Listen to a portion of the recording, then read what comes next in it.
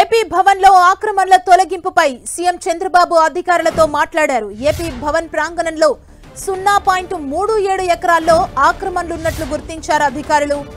ఆక్రమణల తొలగింపుపై తీసుకున్న చర్యలను ముఖ్యమంత్రికి అధికారులు వివరించారు. అయితే 2 ప్రార్థనా మందిరాలు కూడా తొలగించాల్సిందని అధికారులు చెప్పారు. ప్రజల మనోభావాలు దెబ్బతినే చర్యలు తీసుకోవద్దని అధికారులకు సూచించారు సీఎం చంద్రబాబు. ముఖ్యమంత్రి సూచన మేరకు ప్రార్థనా మందిరాలను తొలగించడం లేదని అధికారులు తెలిపారు.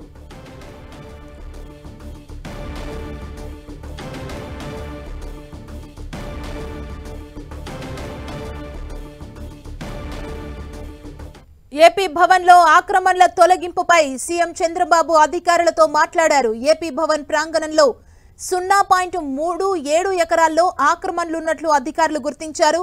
ఆక్రమణల తొలగింపుపై తీసుకున్న చర్యలను ముఖ్యమంత్రికి అధికారులు వివరించారు. అయితే 2 ప్రార్థనా మందిరాలు కూడా తొలగించాల్సిందని అధికారులు చెప్పారు. ప్రజల మనోభావాలు దెబ్బతినే చర్యలు తీసుకోవద్దని అధికారులకు సూచించారు సీఎం చంద్రబాబు. ముఖ్యమంత్రి సూచన మేరకు ప్రార్థనా మందిరాలను తొలగించడం లేదని అధికారులు తెలిపారు.